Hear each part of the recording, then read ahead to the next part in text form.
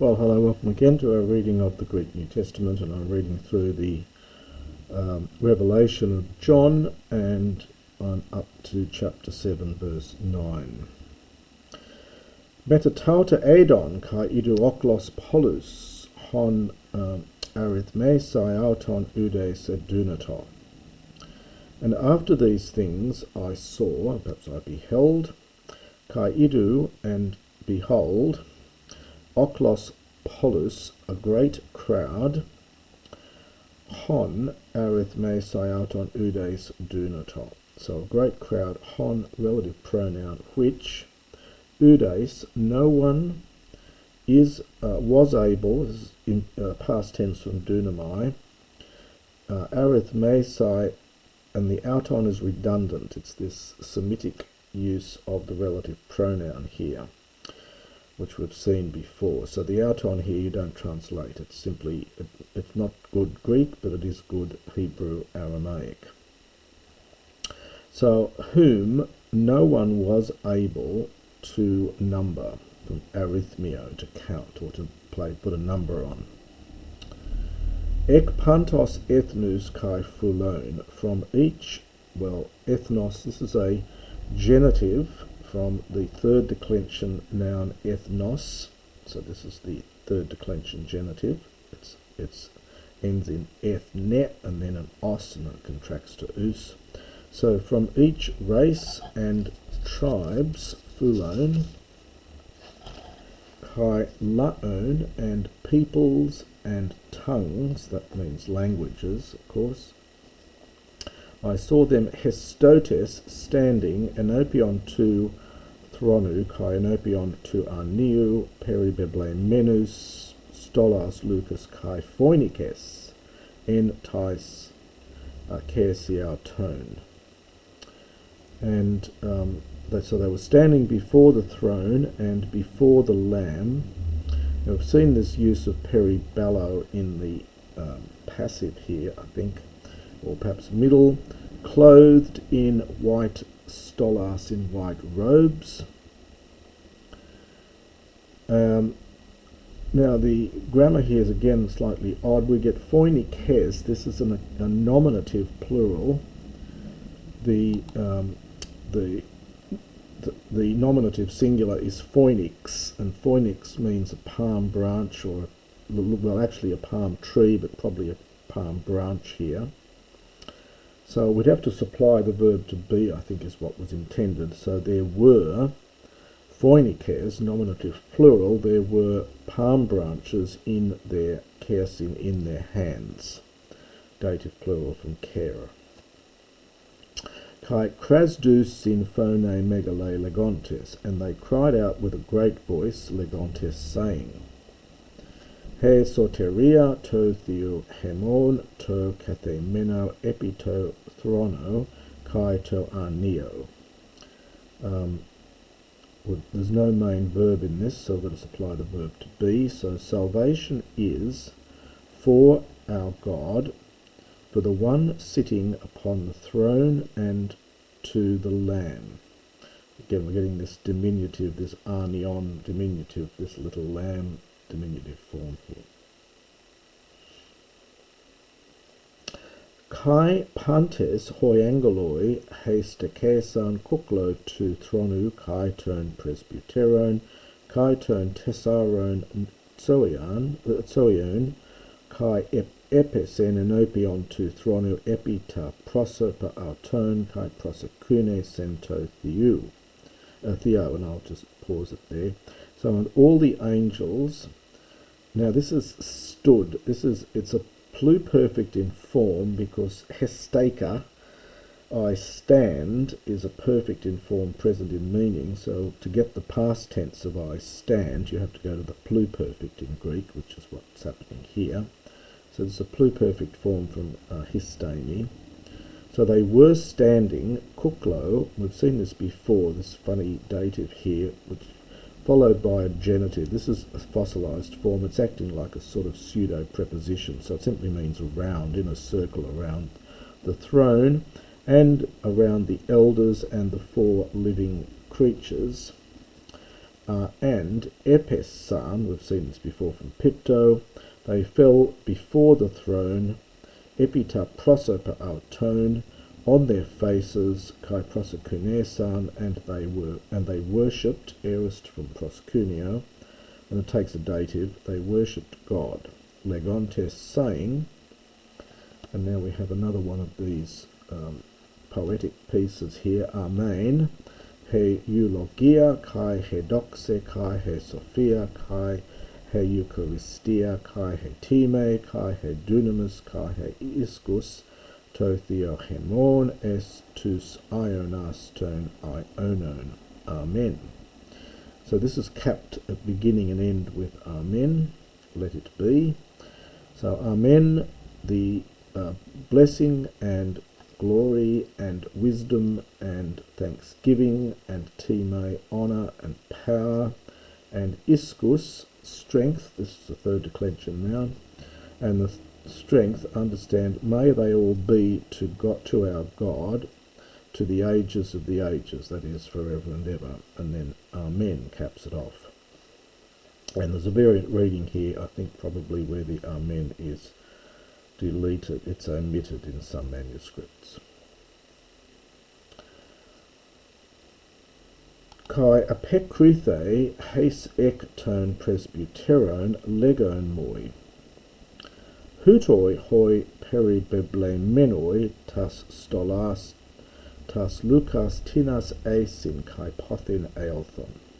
Now we get a question here, and now the heis here, heis me a hen, one from among the old men asked, speaking to me, answered from Apocrynomai, he answered, speaking to me, these ones who have been clothed, this is that perfect passive participle again, the ones clothed in the white stolas, the white robes from stolae, who are they? Kai pothin aelthon, and from whence, it's that old then ending, meaning an old ablative from, and from whence aelthon have they come? Kai ereka auto kuriemu su oidas.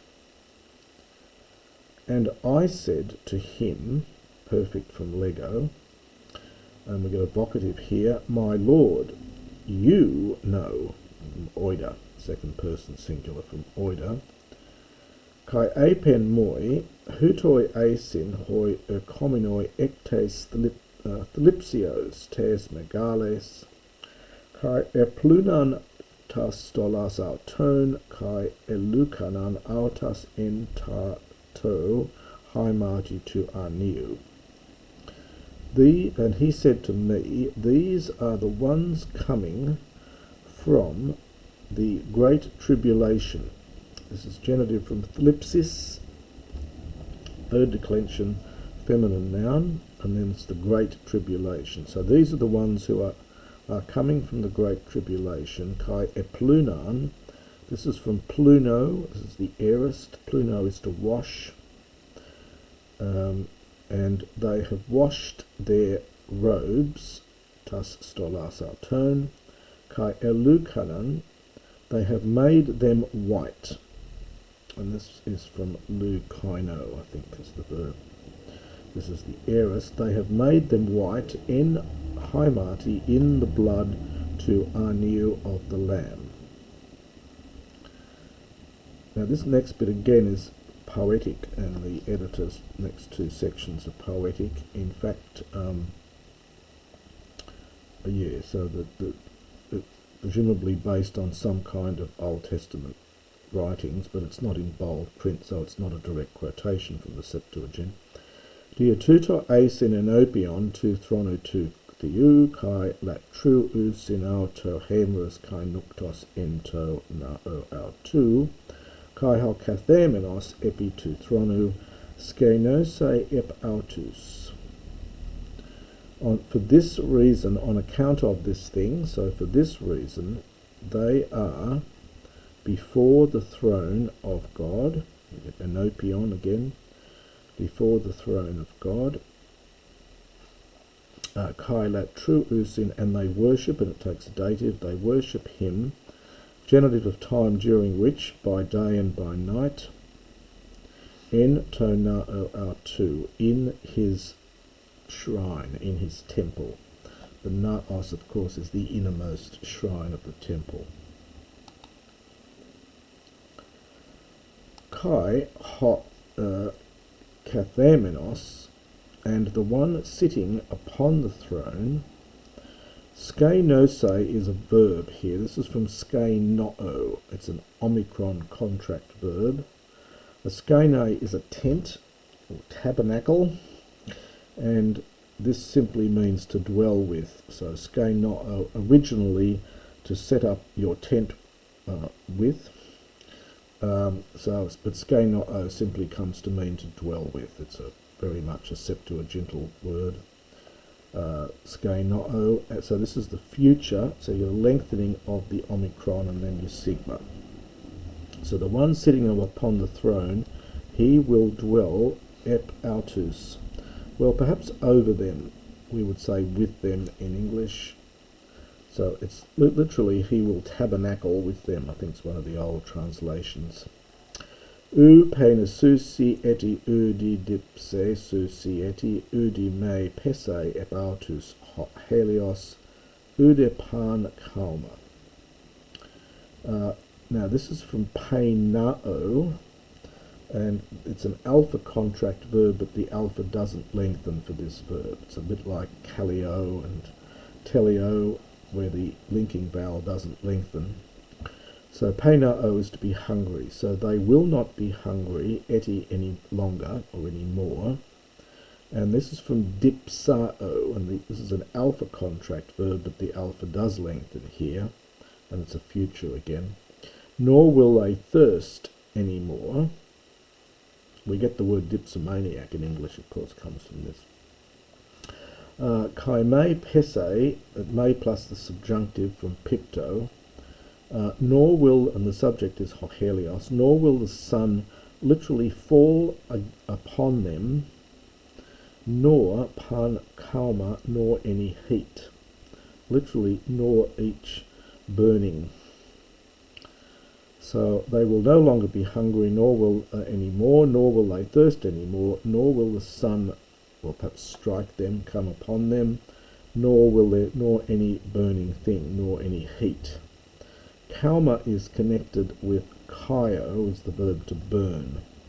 The aorist of kaio is ekausa, and from that kau root you get this third declension. Neuter noun in ma, meaning of burning or heat.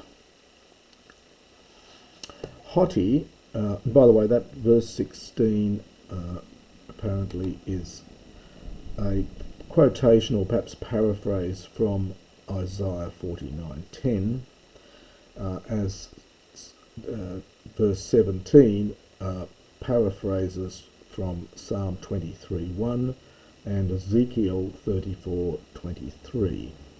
If you're interested in looking those up.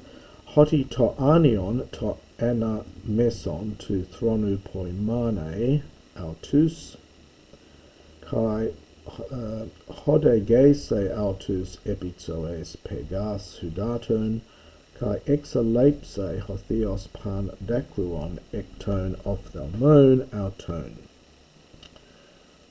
So the final section here, and this is the lamb. The one, now it's neuter because it's diminutive, the one anameson, well, it's in the middle of. Anameson is used in the Septuagint to mean between. Here it must mean in the middle of the throne. But normally this combination is a Septuagintalism, meaning between, but here perhaps, so because the lamb, the one in the middle of the throne, poi mane, notice the accent, this is from poi mino, with an alpha iota, and you get, this is the future, so it's poi man esse, and then the sigma drops out and you get a contract here. and you get a vowel gradation from the alpha iota back to alpha, which is quite common in Greek. So the Lamb who's in the midst of the throne will shepherd them. Poimino is to shepherd. A poimen is a flock of sheep. So poimeno is to shepherd them. Kai odegese, this is from odegeo, an epsilon contract verb, and this is a future here. So it means to lead along the path. The roots of it are hodos, away, and the hag is connected with hageamai, to lead. So to lead along the path. It just simply means to perhaps direct, might be good. And he will direct them, epi, to the Pegas, to